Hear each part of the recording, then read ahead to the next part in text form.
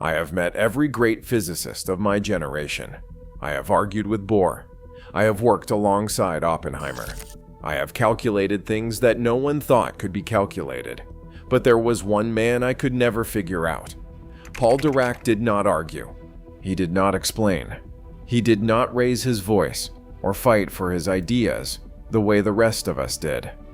He sat in the back of the room, silent, sometimes for hours, and then he would write something on a piece of paper that would change the course of physics.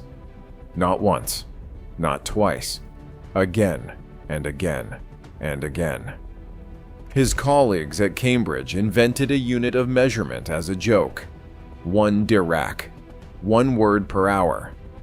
Everyone laughed, but no one could explain how a man who could barely hold a conversation could hold a conversation with the universe. In 1928, alone in a room at Cambridge, Dirac wrote a single equation, and that equation revealed something that should not exist. A shadow copy of all matter, a mirror universe hidden inside empty space that no experiment had ever detected and no human being had ever imagined. He saw it the way other people see a chair in a room. He simply looked at the mathematics, and it was there. That is not how science works. That is something else entirely. And I need to tell you his story, because the life behind that mind is the most heartbreaking thing I have ever learned about another physicist. Dirac grew up in a house where speaking was dangerous. His father punished him for every word he got wrong. His brother did not survive that house, and the boy who was left, the quiet one, the one who stopped talking altogether, he did not just survive.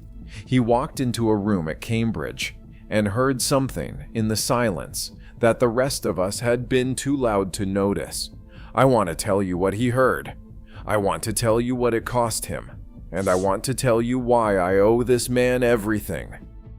To understand what Dirac did and why he did it the way he did, you need to understand one man, his father. Charles Dirac had a rule at the dinner table.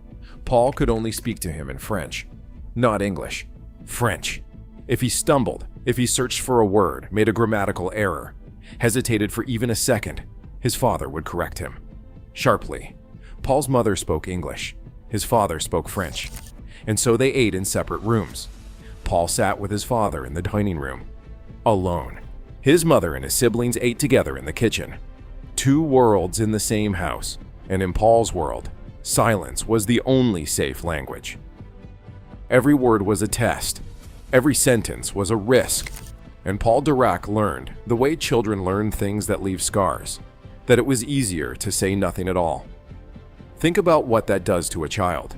You stop trying. You retreat into the one place where language cannot hurt you. Numbers, equations, symbols on a page that do not care about your accent, your grammar, or your father's approval. Dirac became a mathematician the way some people become monks. Not by choice, by escape. And that escape, the silence he built to survive, is the same silence from which the most important equation of the 20th century would emerge, as if the universe had been waiting for someone quiet enough to listen. Before I tell you about the equation, I need to tell you about Paul's brother. Felix Dirac was 2 years older than Paul. In March 1925, Felix killed himself. Paul's reaction tells you everything you need to know about what that household had done to him. Years later, when someone asked him about it, he said something that stopped me cold when I first read it. He said, "My parents were terribly distressed. I didn't know they cared so much." He paused. Then he added, "I never knew that parents were supposed to care for their children. But from then on, I knew." He was 22 years old, and it was the most honest thing he ever said about himself. I grew up in Far Rockaway with parents who adored me. My father taught me that curiosity was the only superpower worth having, that the right question was always more valuable than the safe answer. Dirac had the opposite childhood. His curiosity came from the same place his silence came from. A house where the only safe thing to do was think, alone, with the door closed, in a language that had no grammar, no father, no punishment. Two boys, two completely different childhoods. Both end up at the very edge of what physics knew. But Dirac got there through a door I never had to open. And what he found on the other side, I am not sure any of us would have recognized it if we had been standing right next to him. In 1921, Dirac graduated from Bristol with a degree in electrical engineering and had nowhere to use it. England, after the First World War, was broken. Bristol offered him free tuition in mathematics. He took it. 2 years later, in 1923, he arrived at Cambridge. There, his supervisor, Ralph Fowler, introduced him to the new quantum mechanics erupting out of Germany and Denmark. Heisenberg, Bohr, Born. The old physics was crumbling, and young men were building something entirely new in its place. In the autumn of 1925, Dirac read Heisenberg's first paper, and within weeks, alone and in silence, he developed his own independent version of quantum mechanics. Let me say that again. A 23-year-old, working entirely by himself, produced a formulation of the most important new theory in physics, and it was different from anything anyone else had done. Not a copy, not an improvement, a completely original way of seeing the same truth. That does not happen, except it did, to him. And then physics ran into a wall. By 1927, physics had a problem no one could solve. The equations that describe the smallest particles in the universe broke down when those particles moved fast. The two greatest theories in physics contradicted each other, and no one alive could make them agree. Schrödinger had tried. Others had tried. Everyone failed. Dirac sat in his room at St. John's College and stared at the problem. For weeks, he told no one. He simply disappeared into the silence he had always known. In January 1928, he found it. The Dirac Equation, a single line of mathematics, compact enough to write on a napkin. And I need you to understand what that means, because what this man pulled out of silence was not just a solution, it was a revelation. It described the electron perfectly, every property, every behavior, at any speed, where every other attempt had produced nonsense. Dirac's equation produced something physicists had almost forgotten to look for: beauty. But the equation contained something no one expected. It had two solutions. One described the electron as everyone knew it: negative charge, normal energy, safe, and predictable. The other described something else, something with the same mass as the electron, but opposite charge. A mirror particle that had never been seen, never been predicted, never been hinted at by any experiment in history. It emerged from nowhere, from the pure internal logic of the mathematics. No instrument had shown him this. No experiment had whispered it. He simply sat down, wrote an equation, and the equation told him that half the universe was missing. That is not genius the way we normally use that word. That is something closer to hearing a frequency that no other human being can hear. Dirac stared at the second solution for 3 years. He could not throw it away. The mathematics was too clean, too inevitable, but he also could not fully believe it. He tried to explain the second solution as a proton. Other physicists pushed back. The numbers didn't support it. Then, in 1931, 3 years after the equation, persuaded by nothing but the internal logic of his own mathematics, Dirac committed. He published the prediction explicitly. For every particle in the universe, there exists an antiparticle. Same mass, opposite charge. The physics community thought he had lost his mind. Bohr was skeptical. Heisenberg was skeptical. Even some of Dirac's closest supporters were uncomfortable. You cannot simply invent a new form of matter because your equation demands it. That is not how physics works. But Dirac did not argue. He did not campaign or defend himself the way most scientists would, loudly, passionately, with graphs and late-night debates over coffee. He simply said, "The mathematics is correct." And then he went back to his room. That silence, That unshakable confidence. It came from the same place as the silence at his father's dinner table. He had learned very early that words fail, that arguments are noise, that the only truth that holds is the one you can write down and cannot refute. The boy who could not speak had built a language that no one could argue with. This is what Dirac meant when he later said that it is more important to have beauty in your equations than to have them fit experiment. He was not being arrogant. He was describing something he had lived. He knew from personal experience that the beautiful answer and the correct answer are, in the deepest problems, the same answer. Because mathematical beauty was the only thing that had never once lied to him. Now let me tell you about my debt to Paul Dirac, the part I promised you at the beginning. I owe Paul Dirac my Nobel Prize. I have never said that out loud.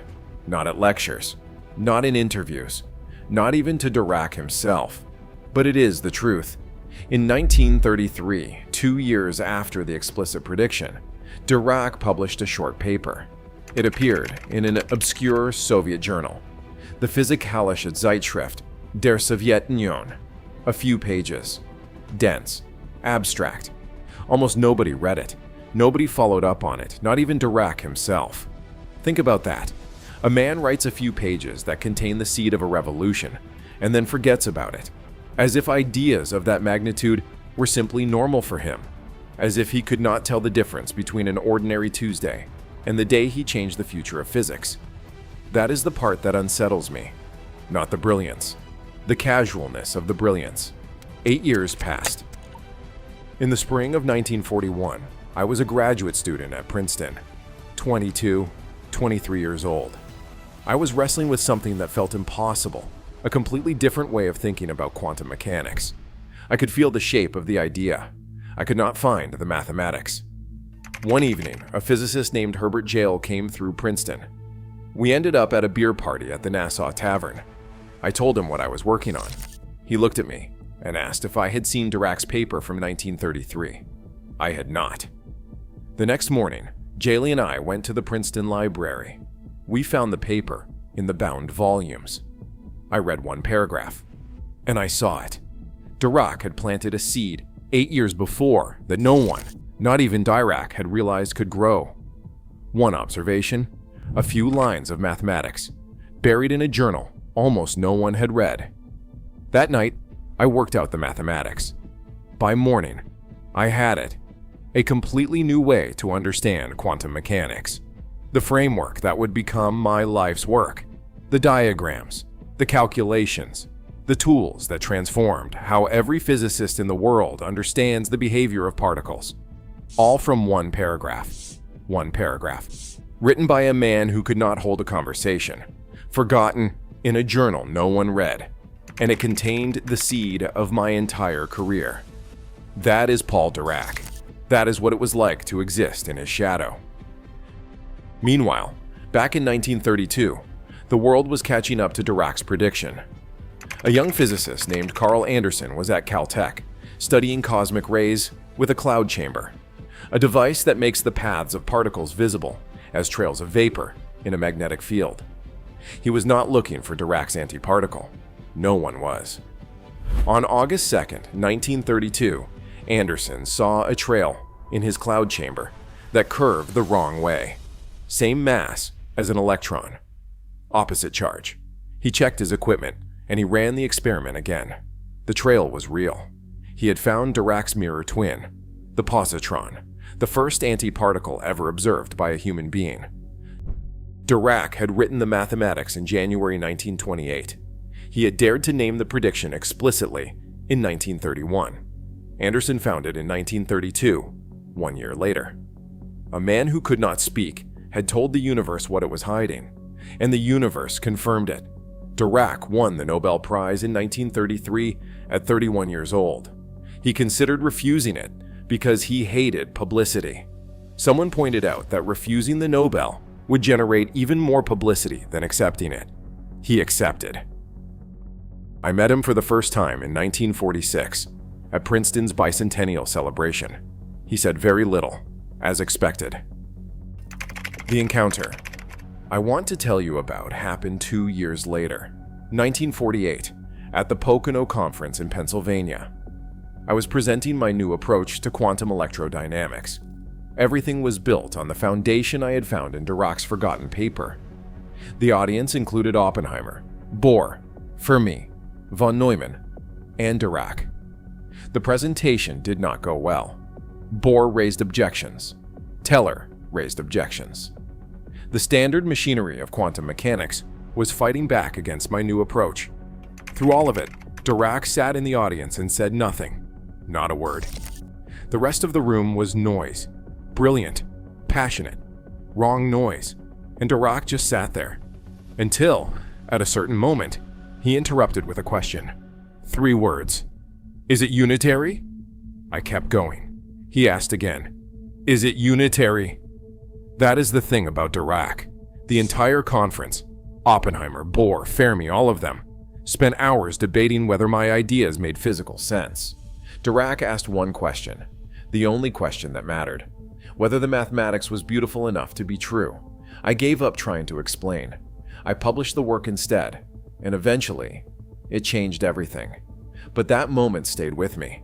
Not because he was right, because he was operating on a level where the rest of us were simply not present.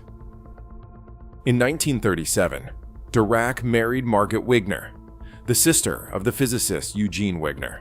He adopted her 2 children, and he kept working. From 1970 onward, he worked at Florida State University in Tallahassee.